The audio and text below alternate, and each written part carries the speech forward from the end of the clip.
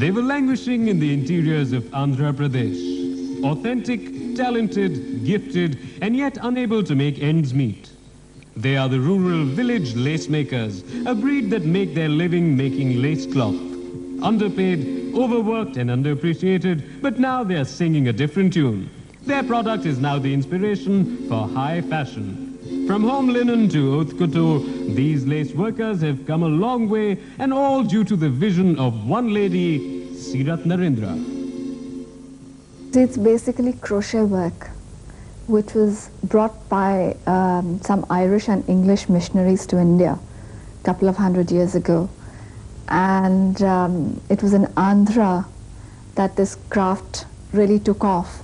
I mean, people learnt about it, and now there are about a few thousand women.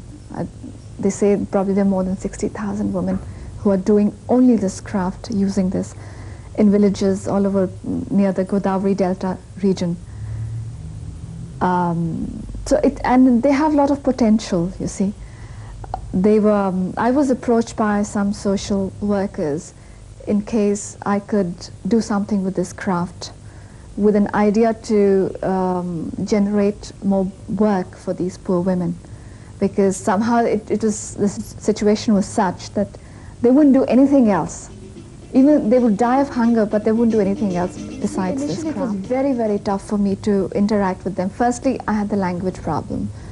And then secondly, these people were attuned to making only those very basic stuff.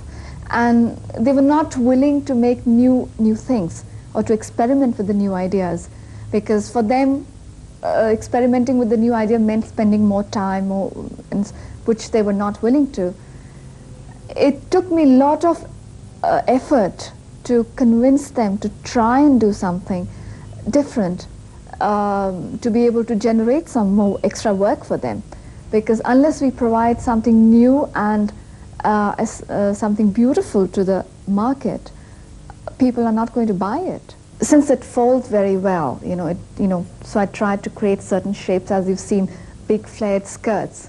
And it's not been difficult to create those things, and it lends itself very beautifully and elegantly to certain shapes, like the total bias cut or the handkerchief style. And it just falls very gently and softly. These women were being exploited by, I would say, let's say, one-time exporters, because the kind of quality I saw, the stuff they were making, be it design-wise, be it material-wise, quality-wise, it was very bad.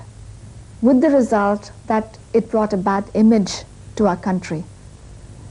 There were rejections, there were, no repeat orders, and these poor women found themselves out of work. Initially, after studying the craft, I experimented with it, in the sense that I tried to make different combinations by trying to use different types of threads to give the whole thing a new look, rather than just going in for cotton thread, which was being used commonly.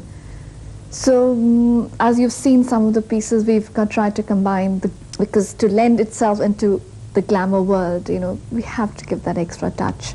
For little girls, I've created skirts, pretty skirts combined with satin ribbons and, decorated with flowers and etc.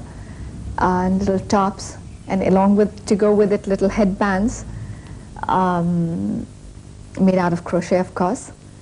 And then for little boys, I made jackets to go over kurta pajamas. Partly sponsored by Ministry of Human Resource under the Department of Women and Child Development, because I have contributed my art by not taking money for that, and they have contributed towards sampling. Sirat Narendra has done a great job, and lace craft has come a long way from home linen to high fashion.